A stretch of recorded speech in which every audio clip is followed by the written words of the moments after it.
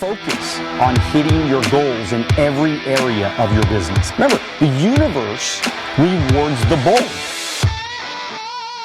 A leader has to take the risk. Today, we have a very, very special young lady as our guest, and she's going to talk money and finance and life and trying to get the money mindset right. And so we're really, really excited. I mean, this is a podcast that I've been waiting a very long time for. So I hope you stay tuned and really check this out. Patrice Washington was a real estate and mortgage broker at the age of 21, and really already faced her first major financial challenge. And we'll get in about, we'll talk about that a little bit later. But, after listening to a top and personal finance coach, Washington set to work to improve her finances. She poured over all of her credit card statements to calculate all the balances, interest she owed. It wasn't easy, but she vowed to get it right, to get the money game right. And so at 21, she had an experience that really set her on a course to make sure she had a better financial life. And I think that's what every one of us wants to some degree. We want peace, we want financial security, and we're going to talk about that today. And it hasn't been easy. And we're going to talk about how uneasy it is sometimes. And but if you get it right, you could really make a major impact. So Patrice, thank you for getting on. I appreciate, we're going to talk a little bit more about you, but I really appreciate you coming on today. Tell us, how do you define money? How do I define money? That's a good question, Daniel. I just see money as a means to an end. Like, I really don't think about money in terms of the paper, or the bank balance. I think about wealth in general as more than money and material possessions. You know this from being on my podcast, that I believe in the concept of redefining wealth. And for me, that means that wealth is more about well-being. So to your point, yes, I grew up with nothing, made a lot of money really early, lost it all in the recession, rebuilt again. And so I'm really blessed. I feel good that that money is not my end all be all. It's more about the purpose behind what it can do, the freedom that it can allow, and really that it can help you live a life of choice. Like, I don't do anything because I have to. I get to choose tons of different things, from where I'll send my daughter to school, to where I live, to how I can help my mom. And so I see money as a tool, nothing more. Love it. And look, exactly what there are a lot of people that are listening right now, Patrice, they feel the same way. They just want, they don't care if they're multi-billionaires or not. Mm-hmm. They just want the security and the freedom and the choices and the options. And look, there are some people that want to be billionaires, but I would say the vast majority of Americans and Canadians today, they just want security, man. They just don't want to have to worry about money and let money control them. And so, but before we get into all that, I want to get to know you a little bit better. I want my audience to get to know you a little bit better. So tell us where you were born, and tell us a little bit about your childhood and, what your parents did for a living. Yeah, well, I actually grew up in an area called South Central Los Angeles, actually in a smaller area called Leimert Park. And I am the product of two immigrants from Belize in Central America. And so I grew up with this notion that you just work hard. The typical kind of Central American Caribbean thing where you do what you have to do. You might wear multiple hats, have multiple jobs, but you make it happen. And I was raised that education was really important. So I was always told that, really by my mom and my grandmother, who raised me primarily. My dad wasn't in the home, but that you go to school, you get good grades, and you're supposed to be able to live the American dream. That's what we come here to do, right? And so I did that. Even though I saw a lot of things that now as a mother, I would never want my child to see, growing up in not the best neighborhood, I knew that education was the key. So 18 years old, I went to USC, University of Southern California, majored in business, emphasizing in entrepreneurial studies. And at 19, actually, I got involved with real estate. So I was introduced to it by a mentor, a family friend at the time, and really loved the flexibility. And at that time, interest rates were low, the market was booming, and I was making good money as a sophomore in college. And I was like, ooh, I like this. I need to take this a step further.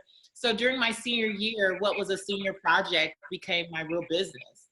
And I got my real estate and mortgage broker's license at 21. And by second semester, senior year, my now husband, then boyfriend, and I launched this business, and it became a real estate and mortgage brokerage.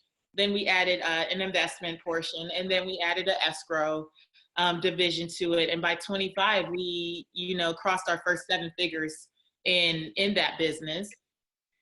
And Daniel, I thought that, man, I hit the jackpot. Why isn't everyone as lucky as me? Like I cracked the code, I figured it out. And I thought that my life would go on that way forever, that I could eat good, live good, drive good, travel well. I'm like, I hit it. And no, what I really hit was the realization that by 27 years old, I found myself, actually 26, I found myself on bed rest in the hospital.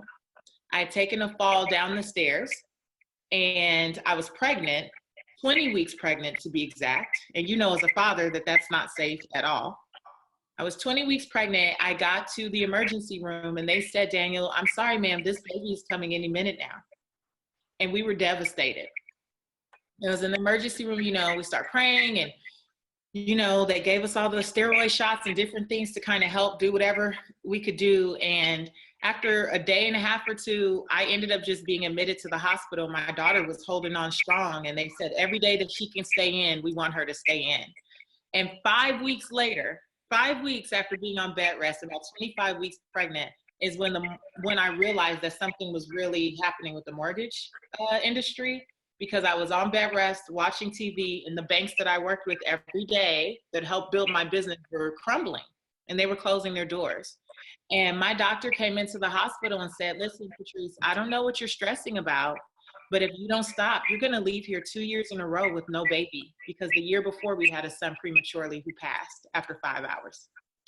And that was when it hit me that, you know what?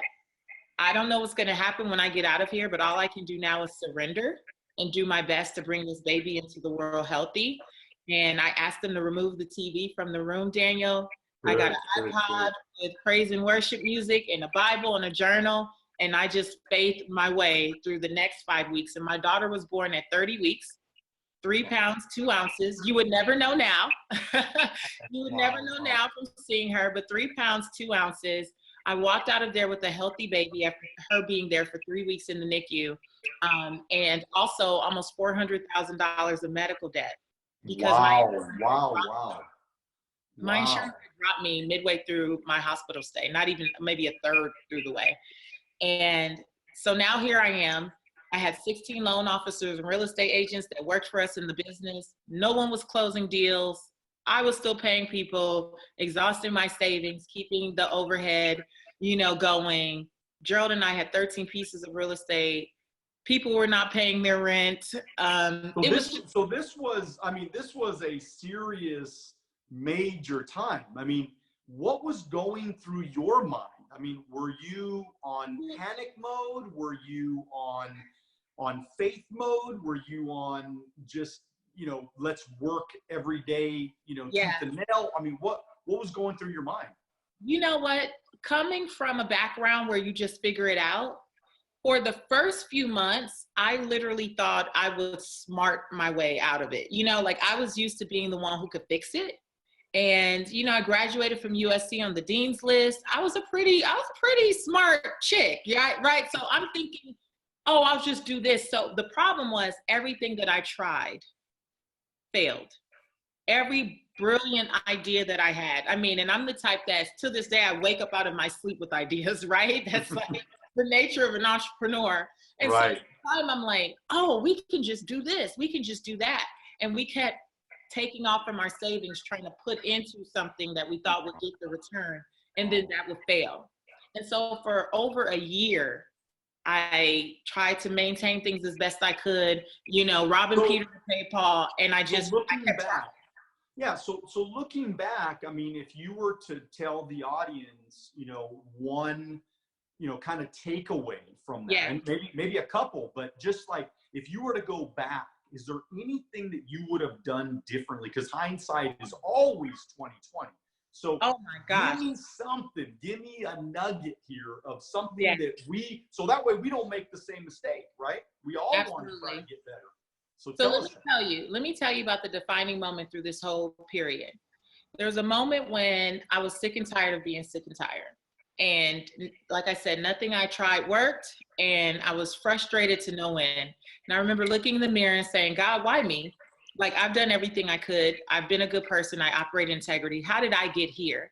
And I was bawling and crying and snotting, and it was just an ugly scene. But I felt what I call the Holy Spirit. I felt this still small voice that told me to get my Bible. And I landed on this verse that changed my life. It was Proverbs 17:16. And it said, what good is money in the hands of a fool if they have no desire to seek wisdom? What good is money in the hands of a fool if they have no desire to seek wisdom? And Daniel, that's when it hit me. I have been very good at chasing money. I have been very good at getting education, certifications, licenses, all the education. I never really understood what it meant to get wisdom. And wisdom is the application of the knowledge that you have. And what I learned, although I'm very grateful for my Belizean roots and how I grew up, what I learned is that I grew up not knowing how to ask for help.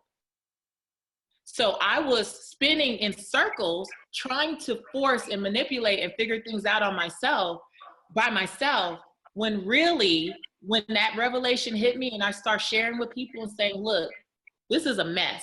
I don't know what I don't know. I realize at this point that I can't fix it. Here's where I am. I realized that people were so much more willing to offer, some level of assistance or direct me in the right path. And so the lesson that I would say for anyone who feels like they're in this season of going in circles and beating their head against the wall, trying to figure it out, take a moment and breathe, number one. And then to surrender to the fact that you don't have to know it all, that there is support out there for you, and be humble enough to go get it. And I wish that I would have done that a year sooner. Right. My life would have been different. Huge, huge, huge, man. That right there, that could be the takeaway of the day right there. Seek wisdom. Find a coach. Get a mentor. Now, looking back, who was that? Did you have a specific mentor? Was a lot of mentors? I mean, was there a specific person that, you look back and go, that person gave me this information that kind of helped us turn it around? Was there anything like that, or was it just a culmination? It was a series of events. Unfortunately, there will be people where to this day I won't remember their name. I mean, I'm talking sitting down in a Starbucks and randomly sparking a conversation with someone who said, hey, have you ever heard of such and such? And that conversation led down a path that I wouldn't have known to go down. And that's still my life to this day. Like, to this day, I attract so many mentors. I consider you to be one. I've attracted so many people in my life where we may only have lunch that one time, or we may only have that brief encounter, but my spirit is open to receive coaching. I tell people all the time, I'm coachable. I am a coach, but I'm probably one of the most coachable people that's why you're a great coach, though, because you are coachable, because you received that information that most people, set aside, that were unwilling to follow. You followed it, and look at you now. I mean, you went from nothing, from South Central to, having a life of freedom and choices and options, and now impacting the world in a huge, significant way. So I just think that you're a perfect example of somebody that took coaching and took mentorship and actually did something with it. Do you agree with that? Yeah, because a lot of people don't. This as a coach, one of the most disheartening things is to pour your all into someone or give someone what you believe it's like, this is gold if you just follow this, and then they find every excuse in the book not to do it. And the thing is, for many of us, we don't accept coaching because we want it to come in a certain form. And some of us will only accept help if it looks the way we want it to look. But the thing is, you don't know what you don't know, right? And so you're not always going to get it directly the way that you want. So I've learned to surrender, but I've also learned that even some of the best advice may not be in the season. So sometimes it's okay as well to accept that you may hear something and it'll plant a seed. It doesn't mean that you're ready to execute on it, but I write everything down. I keep everything, right? And so when something else is kind of brought into my awareness or my attention, I'm like, oh, that is connected to what so-and-so told me 2 years ago. Fast forward, now I can apply it. It all comes together. It all makes sense. So I also would say, you know, maybe you have received some coaching and you're just not ready, but there's a difference between being in season and then just being uncoachable. And some of us are just uncoachable and we don't realize that's how we self-sabotage our own success. Huge, huge, huge. All right. I want to remind everybody that this is the Wealth on the Beach podcast with our amazing, incredible young guest, Patrice Washington. She's dynamic. She talks money. She's a coach. She's a total winner. And she's teaching us how to seek wisdom to find that better path, because people have gone before us. And if we don't listen and sometimes you got to take a step backwards before you take 2 steps forward. And so if you're going to take your life, which I know every one of you want to take your life to that next level, you're going to have to seek wisdom, seek a coach, seek a mentor. Hey, look, I want to throw some questions at you. Okay. Because look, one of the challenges that I believe most people have is they make too many excuses. So I want to give you some excuses, and I want to see how you would handle those excuses. And these are kind of like, excuses why I don't have a lot of money, excuses why I'm just not doing well, why I'm not having the life that I want. And so number one, I don't have a good education. You don't have a good education. I think that's incredible, considering that we live in a day and age where free content is how most of us are building our platforms. And so education is all around you. I would say that maybe you don't have the mindset yet to receive the education that's already out there. I really believe that we are all a byproduct of our upbringing. And so I really want to invite you, if you believe that you don't have the wealth that you desire because of a lack of education, let's say, I would challenge you and say, actually, I bet that you already know everything you need to know about money. I bet that you at some point in your 20, 30, 40, 50 years have heard someone say that you should be living beneath your means, that you should live by a budget, that you should not give money that you can't afford. Lend money that you can't afford to give, right? That you should not put all your eggs in one basket. You've heard that? If you've heard it, then why aren't you doing it? Because once we know better, we're supposed to do better. But what we don't understand is that oftentimes our minds are cluttered with so many other things that we don't have the mental capacity to do what it is we already know. So let's tap into what's cluttering your mind. Love it, love it, love it. All right. Okay, so I don't have any money. I want mentorship. I want coaching. I want, to be a part of these programs and different things like that, but I don't have any money. What do I do? So interestingly enough, when I got off that bathroom floor, bawling and crying, I didn't have any money either. I took what I did know, what I did hear along the way, and I just started to implement. And I believe that one of the reasons that you are not getting closer to the mentors or coaches you desire is there's a possibility that you are reaching out to these people and asking, like you're saying, give me, as opposed to saying, how can I help? How can I serve? How can I support? Because people love to hear themselves talk. And people love to share their story. Many people love to feel like they are the smart one and the guru and the expert. And so they don't have a problem sharing information.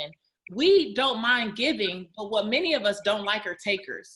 So I'm going to ask, are you taking from these people, or are you approaching them and saying, you know what, it may be $5,000 to work with you, but I have applied all of the free stuff I've seen. I watch every interview that you do. I've downloaded your $10 ebook. I got your book from the library. I watch all your videos on YouTube. If someone comes to me and says, I have poured into every single piece of content I could get out there within my reach, and this is how it has changed me, and now if I can serve you in some way, if I can volunteer at your event, if I can help in any capacity, what can we do? That's a totally different conversation than someone who comes up to me and says, you know, yeah, I don't have any money and I need help. What you got? Those are two different things, because no one is going to save you. We are all responsible for participating in our own rescue. And I believe that when God sees what you're working on, he knows what you're waiting on. So if you keep working based on where you are and what you have access to today, there's no way that the people won't show up to help support you on the rest of this journey. Love that. Love that. Oh man, this is good stuff. This is awesome, Patrice. Okay, I don't have enough time. You don't have enough time. That's interesting. So is it because time is hiding? Is time hiding from you? Is time, you know, under the mattress or under the couch? Time is not hiding. No, I got kids and I got a job and I get up early and I'm tired and I just don't have a lot of time. Welcome to the real world. I tell my daughter every day when she's like, Mom, I have basketball practice and I have homework and I have this. I'm like, get ready, because you only are going to add more hats, right? I believe that time is not hiding from us. I believe that we do make time for the things that are important. And I remember when I used to tell myself stories about why I couldn't work out, Daniel, or why I couldn't spend more time with my family, and the truth is that our minds are always going to try to prove us right. So one of the things we have to do is be careful about what we verbalize, because what we verbalize, we magnify in our life. And if you continue to talk about how you don't have time, then your time will get sucked up by garbage, by foolishness, by things that don't make any sense. But when you start to prioritize, and I believe you put I track darn near every 30 or 45 minutes on the calendar. I know what I'm doing throughout the day. And so if you have a smartphone, you have all the time in the world, because as long as you are very clear about how you're tracking your time and making sure that if you believe that time is money somehow, that all of your time is allocated towards something that's going to help build your life in some form or fashion. And that even includes sleep. It includes rest. It includes working out. It includes the time with your significant other. It includes time with your children, but just you build it in. You're not going to find it. You have to make it. Excuses are the nails in the house of failure. Wow. And let me tell you something. I mean, excuses. Look, I grew up with a father. I love him dearly, but I have two dads. My biological dad, he is probably one of the big excuse makers that I've ever met in my life. And although I love him dearly, he's a good man. He really is a good man. I just feel like that really turned me on. It turned me on to try to be a person that never made excuses. Mm-hmm. Now, I'm not perfect. I'm sure I've made an excuse. I'm sure somebody's heard me make an excuse. I'm sure it slipped out before. But I can tell you this, Patrice, the one thing that I work hard every single day of my life is to not make excuses, because excuses kill dreams, Absolutely. Kill lives, kill dreams, kill futures, financial futures, kill freedom. And so, man, I'll tell you what you're saying is just hitting home like crazy. A couple more here. The economy is bad. You know what? The economy is bad. So that was one of my favorites. That was one of my favorites in 2008, 2009, as everything was crashing and we know that the economy was bad. But I'll tell you what, personal finance is about personal responsibility. And until I was willing to take personal responsibility for what I could have done, So that was seeking wisdom. That was getting guidance. That was getting coaching. That was being transparent enough to share that I was struggling and that I needed support. That was not avoiding my creditors, not avoiding what was going on, and being proactive rather than reactive. Yes, the economy was bad, but there were things that I could have done and in that season to hedge myself off. So I make today, no excuses about that. What I say is, it's about personal responsibility. And while those things are going on, and while there's a lot going on out there, there's still things that we can do personally. There's still actions that we can take. There's still conversations that we need to have. There's still steps that we need to take to move forward. And as long as we make it about the economy and the president and the industry this and the industry that, as long as we stay in that, we never get to empower ourselves to move forward. Once you take personal responsibility, you are now empowered to create your personalized action plan to move out of this. Because for every person who lost something in these different seasons when the economy goes down, there's a lot of people who also become millionaires. Absolutely. And that doesn't mean that and it's not just people who started with millions or had all this money saved. They literally have said, let me look for the opportunities, even in the midst of this season. And you get to choose. Either you're gonna harp on everything that's going wrong with the economy, or you're going to say, what solution can I offer to the many problems out here so that I can sustain my personal economy? And we get to choose. Love it, love it, love it. And then last one, and I hear this, and obviously you're a believer and you have a lot of faith in your soul and your everything that you do. It comes from that faith in God. And but there are people that say that, why are we even having this conversation about money? The money is the root of all evil. And so tell me what you think about that one. Oh, first of all, I grew up in church like 36/8. I was in church more than I was anywhere else as a kid. And so I often heard that scripture misquoted by many, that money is the root of all evil. And what I came to learn, once you actually read it, it's the love of money that's the root of all evil. And here's what I believe. I always go back to Deuteronomy. There's a verse, and I don't proclaim to memorize everything in the Bible, but I do hold on to the things that I know speak to me for sure. And there's in Deuteronomy, it says, God gives you the ability to produce wealth. Because your God gives you the ability to produce wealth. And I don't believe that that's in the form of falling lottery tickets coming out of the sky. I don't believe that's in anything else except for understanding that we were each born with a gift, a talent, a skill, something that God gave us freely to produce wealth. And I believe, Daniel, that when we don't tap into that we insult our creator, that we insult our maker. And what I grew up in the Black church in particular, growing up, is seeing people praying and testifying and asking for the same basic stuff over and over again, asking for light bills and praying for, car payments and all these things that God has already given you the ability to take care of. And it comes back to all the other excuses that you listed. If you're gonna live in excuses, then I don't believe that it matters how deep your faith is. I don't believe that you're supposed to live in cycles of scarcity and lack. I believe that is, now in some cultures who are born into poverty, those are totally different things. But when we're talking about here in North America, when we're talking about you and I who come from not the best neighborhoods right here in California, and who can take nothing and turn it into something, this is not about praying. At some point, you have to tap into the fact that faith without works is dead. And so we still have a responsibility to do our part. And in Redefining Wealth at my podcast, faith is the fourth pillar intentionally.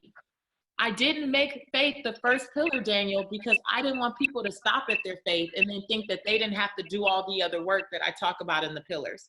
Because it's really easy to go, I'm going to sit back and wait on Jesus. But what if Jesus is waiting on you? Love it. I believe you have to give God something to bless. And that's what I do every day, is put forth my best effort and say, God, you know my heart, you know my intentions. Please bless my effort. Don't bless what I'm talking about. Don't do, because, you know, action, words mean nothing. For me, it's all about action. I don't care how much you affirm. I don't care how much you declare. If you're not going to put some real work behind that faith, to me, it means nothing. Oh, man. I'm speechless because I just, your mindset is so right on. I mean, again, I've been in business for over 20 years, studying successful people, and your mindset, Patrice, is so solid, so right on, so clear in all areas of your life. And the reason why I respect you and I admire you so much is because you got a lot of your areas of your life right on, man. I mean, your faith is good, your fit is good, your people relationships are good, your space, which these are your 6 pillars, by the way. Yeah. Your set up, life to support you. Your faith is good and solid. Your work ethic, you live your life with purpose and on purpose. And then of course, you guys have built some wealth and you're attracting prosperity that you desire. And so let's we're going to kind of close it up here today. And I want you to maybe take one of those pillars, maybe even take the money pillar and tell us a little bit about that, how you attract it and what are some of the things that you're doing daily to attract wealth to your life. Yeah, the money pillar is the 6th pillar of my 6 pillars at Redefining Wealth, because I truly believe that the work that we do in those other areas, money becomes the natural byproduct. And so, on my podcast, we say chase purpose, not money. And I really focus on breaking down how you do that, right? Many of us think that by chasing money, Daniel, by starting the next business, moving up the ladder at the job, the raise, the promotion, all of those things are going to fix everything else that's going wrong in our life. And the truth is, I believe that when you are fulfilled in the other areas of life, you start to show up as your best self. When your fit pillar is in order and you are physically and mentally tough, then you show up as your most confident self, right? That leads to the people pillar. So people's experience of you is like, wow, how can I be in relationship with this person? How can I support them? So the people pillar is about creating relationships that matter. The reason that my husband and I continue to do well is that we treat people well. Right? We treat people with respect. We honor everyone, whether the CEO or the janitor. We value the relationships, whether they're personal or professional. And so people literally bring opportunities. I tell people all the time, they would be surprised. I don't really pitch for a lot of stuff. I really don't. But because I have a great work ethic, right? And I do what I'm supposed to do and I honor people every step of the way, sometimes the person who, suggests me for the next speaking gig was the person who was escorting speakers around the event. It wasn't the top person. It was and so when you only are looking to be in relationship with the head honcho and you forget that there's always someone watching you who has the power to bless you at every point of that chain, right? Then you mess up your ability to create more wealth down the line, right? So that people pillar is important. The space pillar, like showing up well. If your space is out of order, you cannot be your best self. If you are dealing with too much clutter, then you will never have the clarity and the creativity to build the next project, the next program, to write the book, to do whatever those things are. So being in a good space allows you to create more wealth. That faith pillar, there's always something happening. Resistance is a part of this journey. There is no way that any of us are going to make it out of this journey without having some levels of resistance. And I've learned that my faith teaches me that none of this stuff happens to me, it happens for me. And that's why it is so important to have that strong foundation, because life is going to happen.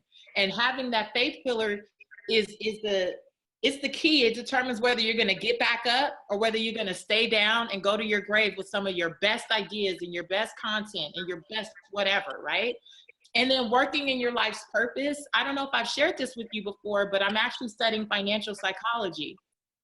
And so I'm in school now, again, And I'm getting an MBA in behavioral finance and financial psychology. And one of the things that I have been most passionate about over the last several years is looking at the connection between people being unfulfilled at work and how they mismanage their finances. And how when we are just chasing money and not doing what's in alignment with our souls, what we end up doing is trying to fill the void by buying stuff or buying people off, which a lot of us do, right? And then we go, oh, I don't know how to budget. No, you don't have a budgeting problem. You have a people problem, or you have a work problem, right? And so I'm really intentional about how I calendar time and how I treat people, all these different things, because I believe it's all a byproduct of the money. Most of us mismanage money because our other priorities are it's just out of order. We don't have priorities, right? And so we lead with money. And I believe money is the byproduct of it all. So I would say to anyone who feels like they're on this chase of like, I gotta make more, I need more clients. So because of that, they're forsaking sleep, they're forsaking rest, they're not taking care of themselves, they're not honoring relationships. Do me a favor, just for 90 days. What if you flip that? What if you said for 90 days, I'm not gonna put all of my mental effort into money, money, money. I'm gonna look at some of these other pillars and try to improve how I handle these other things. I guarantee you the byproduct will end up being more money. And when you're more fulfilled, you'll manage it better. I love it. I love it. And all I keep thinking about as you're talking is that success leaves clues. And these are all clues. And I hope everybody that's listening right now, you understand these are clues to get you to that better life. I don't want to be the richest man in the grave, you know. That's why I get up every morning and I at least do my my 50 or 60 push-ups every day, and I do my sit-ups for 5 minutes, you know, and I do my pull-ups and I do my little routine every day, you know, my trampoline or whatever, you know, and so because I want to make sure that, you know, I want to be wealthy. I want to do well financially, but I also want to make sure my relationships are good. I also want to make sure that my health is good. I want to make sure my spiritual life is good. I want to make sure that I'm hitting on all cylinders versus just one. And the truth is, one of the most important things to me is the purpose, because that's what really fulfills me. That's what really makes me feel alive when I'm moving towards a goal, when I'm moving towards, and so instead of worrying about the money, make sure the habits are right. Because if the consistent habits are right consistently all the time, the money will come. And I tell people, I've been telling people for 20 years, you know, chase the winning and the money will follow. You know, the money one day will chase you. And so today I've chased the winning in all areas of my life. Not just winning a trophy, but and when I talk about winning, I'm talking about winning in all areas of my life. I want to be a great father. You know, I want to do the right thing. And so anyways, it's just success leaves clues. And these were some dynamic, amazing, fun, awesome clues today, Patrice. I really do appreciate everything that you brought to the table today. But you know, I know there are people out there right now, and obviously I'm in financial services, but I think you're a little bit of a different angle here. You really teach, you know, not necessarily like what exact mutual fund to put somebody in, although I'm sure you could tell somebody which one, but you try to go through the psychology of money and understanding why we do what we do. And so if somebody out there is kind of, you know, if somebody out there would like to contact you, like to get in touch with you and get to know you a little bit better, how do we do that? Well, the best way is to check out patricewashington.com. There you can tap into the podcast, videos that I've done, coaching, all things Patrice Washington are there. And then I'm really active on Twitter and Instagram at Seek Wisdom. See, I kept that there, Seek Wisdom, PCW. And I love interacting on Instagram. And I will say, yeah, you know, first of all, Daniel, I just appreciate being here so much. And to your point, I love to get people ready so that when they meet people like you, their mind is in the right place and they are ready to execute on the behavior. right? If you can tell them, and you know this because you've done it for 20 years, you can tell people all the smart, brilliant, correct decisions to make with their money, and yet they will still resist. And so what I do is help get them ready for, why am I resisting? What is that? What's going on there? What happened in my childhood? What are some things that I can do now to kind of shift from there so that when they come to financial professionals like you, they are ready to go. That's my job, is to get them to you. Well, hey, look, all I know is there's going to be a lot of people contacting you for sure, because that is absolutely essential in what we need as financial professionals. So, hey, look, everybody, I want to just, try to summarize real fast. I mean, obviously, you got a lot of great content today. Seek wisdom, application of the info.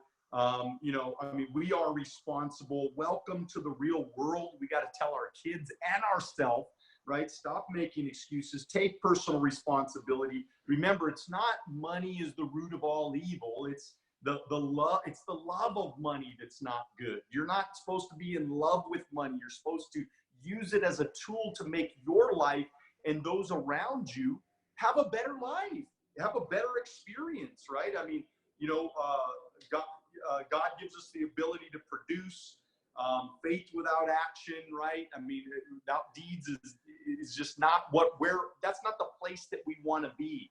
And I'll tell you, I mean, I want to make sure that y'all remember to chase your purpose.